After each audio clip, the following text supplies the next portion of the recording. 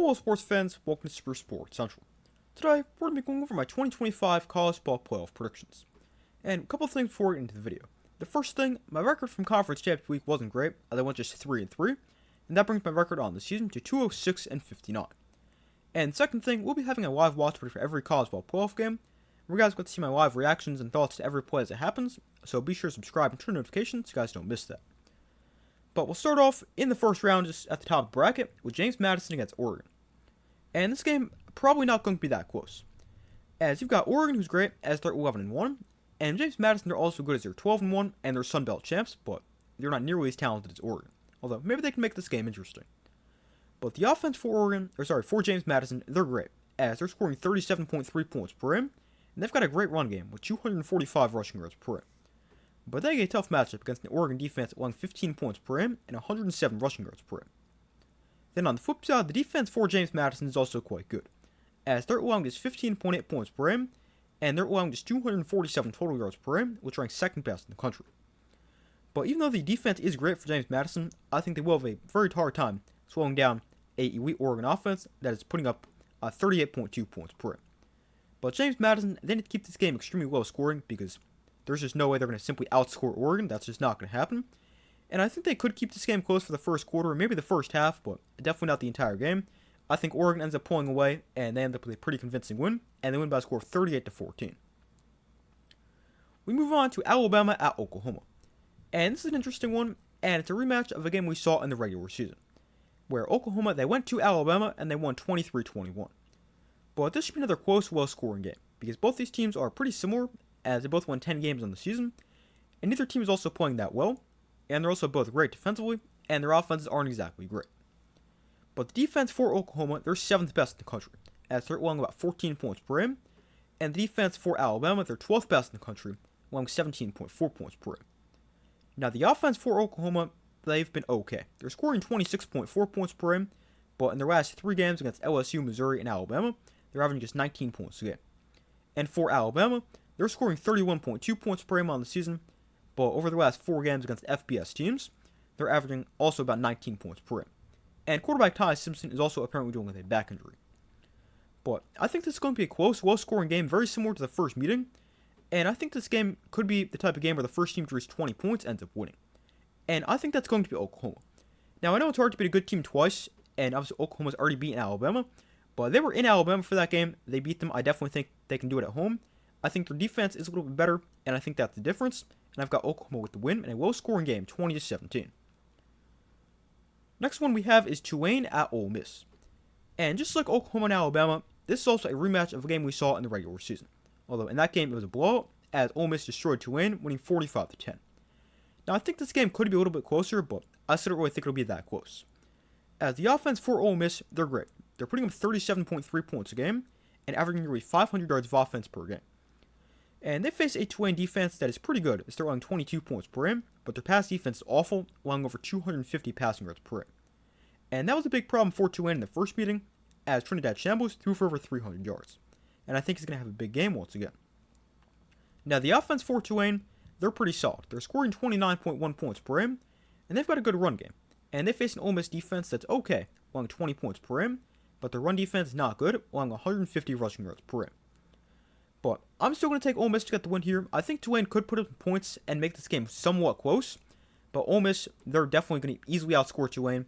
And I've got them with the win fairly easily by a score 42-20. And the final first round game we have is Miami at Texas A&M.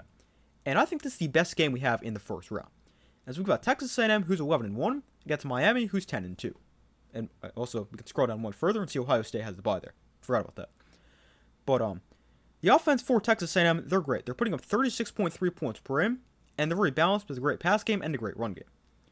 But the last time out for Texas A&M, they faced a great Texas defense, and they scored just 17 points. And I think they could run into the same problem this week, because they faced a Miami defense that's 6th nationally, giving up just 13.8 points per game. Now, on the flip side, the offense for Miami is also pretty good. They're scoring about 34 points per game, and Carson Beck been playing pretty well, with 10 touchdowns and 1 interception in his last 3 games, although I still don't really trust him. But the Miami offense, they face an A&M defense that's pretty good, as they're allowing about 22 points per game. And the Texas A&M defense also has an elite pass rush, as their 41 sacks are tied for most in the country. But Miami, they've also done a great job protecting Carson Beck, as they've allowed just 11 sacks on the season.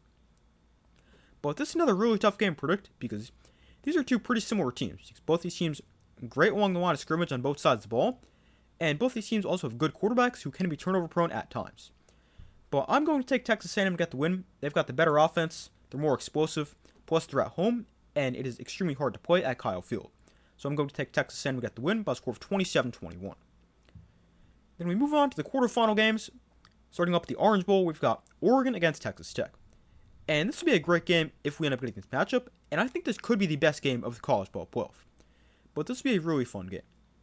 The offense for Texas Tech, they're great, as they're second best in the country, putting up 42.5 points a game, and they're very well rounded, with 289 passing yards per game and 190 rushing yards per game. But the Oregon defense is also great, as they're allowing under 15 points a game, and they've got a top 3 defense against the pass, as they're allowing just 144 passing yards per game. Then on the flip side, the offense for Oregon is obviously great, as they're scoring a little under 40 points a game, and the run game's gotten better and better throughout the course of the season, as they're now rushing for 218 yards per game. But I think Oregon could run into a problem here, pun intended, because they face an elite Texas Tech defense, as they're third in the country, allowing 10.9 points per game, and they also have the best run defense in the country, as they're allowing just 68.5 rushing yards per game. Now, the Texas Tech defense hasn't really been tested a ton this season, because they haven't played many elite offenses, but I still think this Texas Tech defense one of the best, if not the best, in the country. But this is another tough game for me to predict, and this is actually the toughest game for me to predict in the entire video, because I think these are two elite teams, and I think both these teams are capable of winning a national championship. But I'm going to go with Texas Tech here. I think their defense is the difference in this game. I think they're able to shut down the Oregon run game, and I think they force Oregon to become one-dimensional, and I think the elite Texas Tech pass rush is able to tee off on Dante Moore. And Dante Moore is pretty good, but I think he's going to be under constant pressure, and he'll have a tough time finding receivers downfield. So I'm going to take Texas Tech to advance and make the semifinals as they beat Oregon by a score of 27-23, but this game pretty much a coin flip. We move on to the Rose Bowl. We have Oklahoma against Indiana. So Indiana, they're great. They're 13-0 and the only undefeated team in college football. And they don't face Oklahoma. But this is a pretty interesting matchup. The offense for Indiana, they can score. They're top 5 in the country, putting about 42 points per game, but they don't face any weak Oklahoma defense. And the last time we've seen the Indiana offense, we saw them play any weak defense, and they scored just 13 against Ohio State, although they were still able to win that game. Now, on the other side, the offense for Oklahoma isn't great, as they just cannot score. And they don't face a really good Indiana defense that's second best in the country, as they're allowing just 10.8 points per game. But even though Oklahoma can't score, they still have a chance to win this game, and that's because of their defense. Because I think their defense is definitely good enough to contain a high-scoring Indiana offense, and the defense for Oklahoma has also done a great job forcing turnovers this season, as they forced 9 turnovers in their last 4 games. But I'm still going to take Indiana to get the win here. They're just too well-rounded. I think their offense finds success even against a good defense, and I think their defense absolutely dominates a bad offense. So I'm going to take Indiana to get the win here in fairly convincing fashion, winning by a score of 24-10. Now we move on down to the Sugar Bowl, where we've got Ole Miss against Georgia. And this is another pretty interesting game, and it's another game we have a rematch of a game we saw in the regular season. And in that game, Georgia won 43-35. But this is another great matchup, as the offense for Ole Miss scoring about 37 points per game, but they face a Georgia defense that is allowing just 15.9 points per game, and this Georgia defense is peaking at the right time, as over the last 4 games, they're allowing just 7.25 points per game. Now, in the first meeting, Georgia did end up allowing 35, but this is a completely different defense than it was then. Now, on the other side, the offense for Georgia is pretty solid. They're scoring 32 points per game, although I'm still not a very big Gunnar Stockton fan. But while I don't think the pass game is anything too crazy, the run game is quite good, as they're rushing for 186 yards per game, and they ran for well over 200 yards in the first meeting. And I think that could be the case once again, because Ole Miss, their defense, nothing crazy, and their run defense is pretty bad. So I'm going to take Georgia to get the win here. I think their defense is able to contain the Ole Miss offense, not completely shut them down, but I think they're able to contain them, and I think they run the ball effectively, and that leads them to the win. So I've got Georgia winning the Sugar Bowl and moving on by a score of 34-24. And then the final quarterfinal game we have is the Cotton Bowl, where we have Texas A&M against Ohio State. And this is another great game, and another really interesting matchup. As the offense for A&M, they can obviously put them to points, but they now have to face the number 1 defense in the country, as Ohio State allowing just 8.2 points per game and 213 total yards per game. But then on the flip side, the offense for Ohio State, also good. They're scoring 35 points per game, although last time out against Indiana, they did not play that well, which is 10. And a big problem for Ohio State in the Big Ten championship game was they did not protect Julian Sayin, as he got sacked 5 times. And that could be a big problem this week, or this game for Ohio State, because Texas A&M, as I said before, they lead the country in sacks. But this is another game that can definitely go either way, and I think this is going to be a lower scoring game. Now, I do think that would favor Texas A&M, because I don't expect their offense to come out and drop 30 against an elite defense, although I do think they'll be able to score some points. But I'm going to take Ohio State to get the win here. I think their defense contains a good A&M offense, and I think their offense plays well as long as they can protect Julian Sayin. Now, that is a big if, but I think they'll get it done. But I got Ohio State with the win by a score of 24-19. Moving on to the semifinals, beginning with the Peach Bowl, we've got Texas Tech against Indiana. And this is another great game, and these are two incredibly well-rounded teams, as these are the only two teams in college football to be top 5 both scoring offense and scoring defense. But this is going to be another really good game. The offense for Indiana is scoring about 42 points per game, but they face a great Texas Tech defense, as Texas Tech allowing just 10.9 points per game. And we have seen the Indiana offense get slowed down by good defenses, as they scored just 13 against Ohio State, they scored just 20 against Iowa, and even the game against Oregon, they only scored 23 offensive points. But then on the flip side, the offense for Texas Tech is also great. They're scoring 42.5 points per game, but they don't face any weak Indiana defense. And the Texas Tech offense is good, but they also haven't faced any weak defense this season. Now, the best defense they've faced is BYU, who is quite good defensively, but they're still nowhere near as good as Indiana is. But this is another game that can definitely go either way. Obviously, as I said, these two teams are extremely well-rounded, and it's a true coin flip here, although not quite as much as Oregon and Texas Tech was, at least in my eyes. But I think this is going to be a low-scoring game because of how good each team is defensively, but I'm going to take Indiana and move on. They've got the slightly better offense, and they've got the advantage at quarterback position, which is what I think the difference is. Now, Byron Morin's not bad for Texas Tech, and he's a good quarterback, but he's not exactly the Heisman winner like Fernando Mendoza is. So I'm going to take Indiana to beat Texas Tech and move on to the national championship game as they win by a score of 20-16. And in the other semifinal, we've got the Fiesta Bowl with Georgia and Ohio State. And this is another really interesting matchup, and these are two teams who are great defensively. But the offense for Ohio State, they're putting up 35 points per game, and they're very balanced with a great pass game and a great run game. But they face a Georgia defense that's playing as well as any defense in the country at this moment. Now, on the flip side, the offense for Georgia, they're scoring about 32 points per game.